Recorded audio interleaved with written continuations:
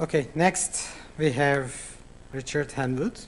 Richard joined memcloud, now Intel HPDD, from the Rutherford Appleton Laboratory, UK, where he worked for many years on data services for photon and space science. Thank you, Saab. And thank you for the previous speakers for the publicity on this topic of the Lustre Manual, in particular Chris Morone yesterday. There's no such thing as bad publicity, I hope. So, topic today is Lustre Manual. I brought a copy along here. I'm going to describe some of the history behind it, some of the things I really like about it, and invite you all to participate in many different areas that this project opens up. So, as of right now, I think the Lustre Manual really is your best bet if you want any of these brand new features. We've got the 4 megabyte RPCs. It's in the manual. It tells you how to turn it on, tells you how to turn it off. Network request scheduler, quite an important feature. A couple of hundred lines, number of pages in the manual. And then one of the big features for 2.4 multiple MDTs. We've heard a lot about it. Hopefully you attended Dee's talk and got an idea of how to use it. But when you're retiring to your room this evening and really want to delve in, the place to get that is the Lustre Manual. And to give you an idea of the kind of the work that needed to happen for that, I brought along a copy here, and if you can see from close up, you'll see a row of blue tabs. That's the extent of work that had to go in just for that one change on multiple metadata servers. So that's not all. We've already heard about multiple metadata servers. Yesterday we heard, excuse me, Lustre tuning parameters from Bobby. Those are in the manual. Lustre FSCK from Alex, turning that on, turning that off, changing the speed, listening for its events. That's in the Lustre Manual. Wireshark from Doug, just today. Change logs. We're going to hear about that tomorrow. Those are documented in the manual. And then, question yesterday about job stats. Job stats have obviously not had that much publicity, but they do exist and they are in the manual. MDS survey, this time last year we were talking about that. A tool that allows you to benchmark your metadata server without any OSTs. Various other details on debugging, etc., etc. So I wanted to share with you a little bit of my background with it. This is a project that has predates me, but I just wanted to share with you where it began for me. And that was sitting down with TAC, Texas Advanced Compute Center, who were interested in this particular parameter, the client stats. And their question was, I think, simple and perfectly legitimate. Read bytes. Is that the number of bytes which are read by the client? And does it count bytes that come in over the wire, or doesn't it? So if you're just fulfilling a read from cache, does the number of bytes go up? So good question. The answer was, okay, let's look in the code.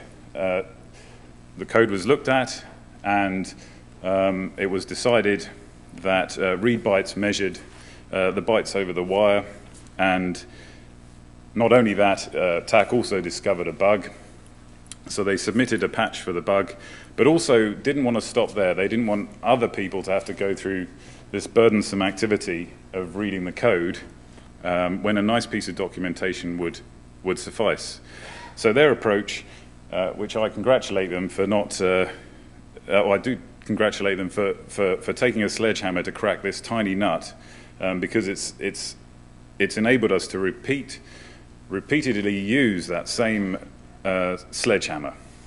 So the approach was to, from the dormant copy of HTML manual on the Lustre site, to deconstruct or reconstruct a docbook version.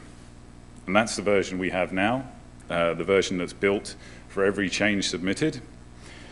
And as you can see here, we can do some analysis on it. It is, in fact, over 100,000 words. That's a typo up there. You can see what that looks like printed out. It's about the size of a typical novel. It's available instantaneously for all builds as PDF, HTML, and EPUB. And we've accumulated 90 commits. And I'm pretty pleased with that. It's a number which has crawled up because people have really found issues. They've submitted bugs. They've been very proactive. To my best knowledge, there hasn't been an opportunity to talk publicly about the manual, but nevertheless, we've got pretty good numbers there. You can see the progress of the commits, nice steady stream of people correcting stuff and adding new features. It's worth pointing out at this stage that the point of start there is not a manual from nothing. It's an inherited piece of work which some of the usual suspects were involved in the creation, and Linda Babernas, who still remains close to the project, got us to that baseline there. So the workflow to submit a change to an to the manual begins with the Jira system. There's a LUDoc branch project. You will create an issue there and identify either a typo or an inaccuracy or an ambition to document a feature which is not currently documented, or potentially a meta task producing some other novel output format. Typically, if yours is a change to the document and you're so motivated you can push your own changes up using Git. And then we go into the workflow, which I'm extremely excited about. I really value the ability for the technical or the more experienced engineers to set the expectation and then to coach the changes around this circle until a patch is suitable for our standards. Once it's done, it is gatekeeped into the Lustre manual, new PDF produced, and you can see there, it is up to your discretion whether you take it further and run off down the print shop and have a nicely bound version created. When you begin to have a look at the manual, some things will become immediately obvious as you peel away the top page. The manual is written in XML and it's in DocBook. DocBook is an industry standard for writing technical documentation, and it's in XML, which allows a number of tools to be able to interrogate, validate, and verify. As a corollary, there are 400 tags in the DocBook standard. It is large and complex, and it's XML. And XML does also have some XML. If you've got the right tool, then it's worth spending a bit of time to get the right tool. And frequently asked question I have of me is, what is the right tool? And I put some popular text editors there. I could have included Notepad because the tool chain is supported on Windows as well as Mac and Linux. And then two additional tools, Sienna and Oxygen XML editor. I've played a bit with Sienna, and it provides a WYSIWYG-like interface. It can be somewhat finicky if you're doing major restructuring, pulling bits in and out of the manual, but pretty good for general text editing. Oxygen XML editor, we're currently evaluating that. My judgment is that it's probably the high watermark or the benchmark for other tools to be measured against. If you are looking at tools, a crucial piece that we use of the XML standard is X-include. That allows us to have separate files for each chapter in the manual, and so you should look for a tool that supports that. So digging a bit deeper and talking about some of the complexity, a small example here, replaceable. So a chunk of XML there, title of the section, and then a apparent screenshot, or sorry, a screen dump of what you would expect if you were using LCTL. And within the XML, we then annotate bits of the text which are replaceable in this case. And you'll see slightly washed out at the bottom that we get this rather attractive emphasis or italicization on the MDT device when it finally hits the rendering. It's worth spending a bit of time. There are some subtle and, as I say, there's an awful lot of these different decorators. The good news is that we have quite a bit of exposure to it now, so being able to identify when you have to apply them or not is getting easier. And then one specific feature that we use in my judgment, a real benefit for us at the moment in the development of the project is the conditional tag. The conditional attribute. This can be applied to any tag, and you'll see at the top there, I've applied conditional attribute to star, a star. The star could be a section or a chapter, or it could just be a paragraph.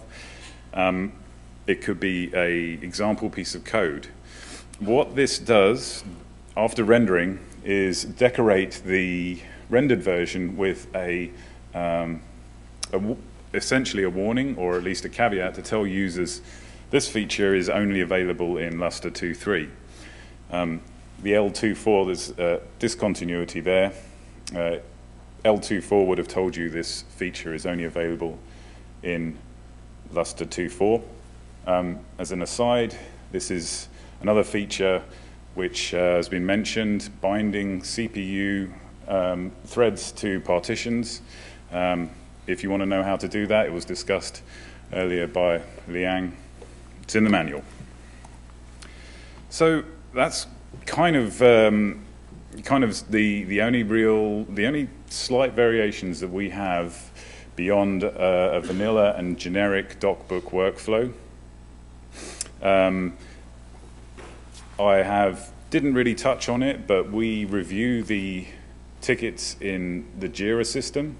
That allows anyone who connects to go in and provide reviews, provide feedback specific to individual lines in the document, and is really driving forward the progress of this document. So with every change, we are really moving to a state where this is a reliable source of information. So there are lots of opportunities. If you have passion and energy around grammar, for example, would welcome your input on text. If there are features that you don't understand or don't see, welcome that as feedback into the LU doc system. And if you're developing something, then it's really going to be a requirement at some point that you have shared in the document, in the manual, how to operate your feature. So the final slide for me is some eye candy. This shows something that I can do locally, and we're extremely close, but uses the Publican rendering engine and puts us, I think, in the same league as our colleagues at Red Hat and all of the other people who use this system for documentation. So that concludes my talk. Are there any questions or comments?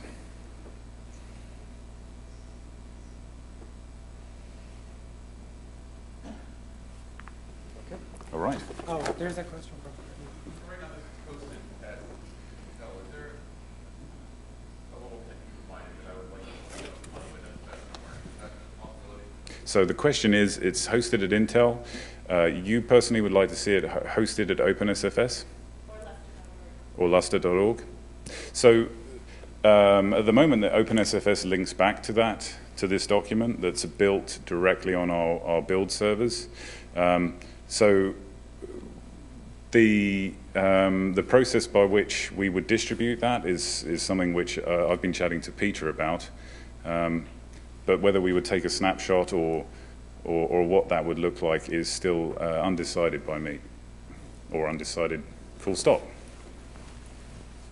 Right now, manual is single very large book, and it can be very difficult for a beginner to read that. So the question is about documentation in general. Are there plans to split or generate several documents like quick introduction, user manual, admin manual, reference, tutorials? So are there any plans about that? I had a conversation in the over coffee at breakfast or lunch, the break, and there was a keen interest in some of the more advanced documentation, for example, the Lustre internals document, and maybe something less advanced. This project, the scope of this project really is focused on this, the operations manual, and depending on resources, availability, and interest, then certainly the tool chain could be reused for those other documents. But at the moment, my interest and concentrated effort is on getting this into a state where it's no longer the subject of derision, but is a valuable thing that we give to people. If you're new to Lustre, have a read of this. This will get you going. So just to comment, the Lustre manual is currently hosted. It's built by Intel and it's hosted on the build server. But it's a PDF that's available for anyone to just download. You can just use wget or whatever to host that anywhere you want. And it's also, the Git tree is available, and anyone could also build it and host that version as well. So just because it's built by Intel doesn't mean that's the only place that it can live. Thank you, Robert.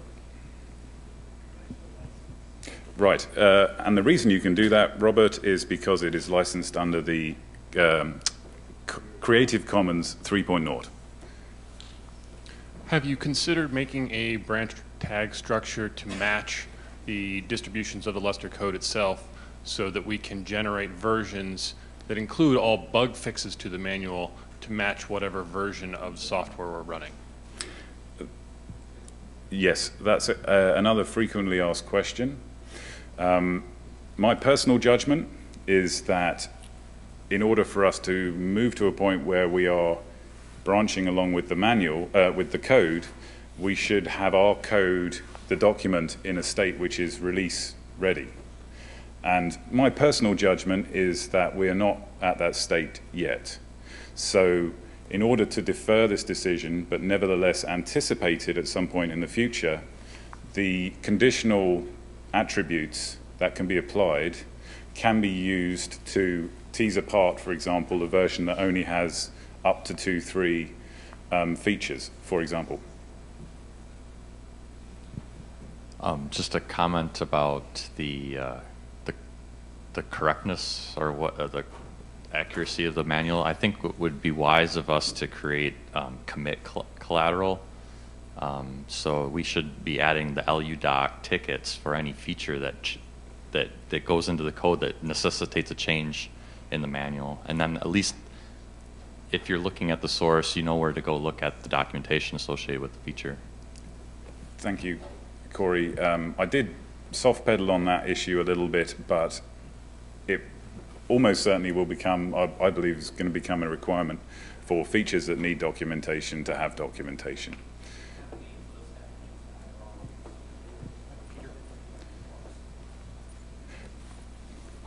So are there any other questions? So Peter's comment there, and this could be the final comment, would be we are now literally linking LUs to LUDocs. So this process is well underway, and we're tracking those. Thank you.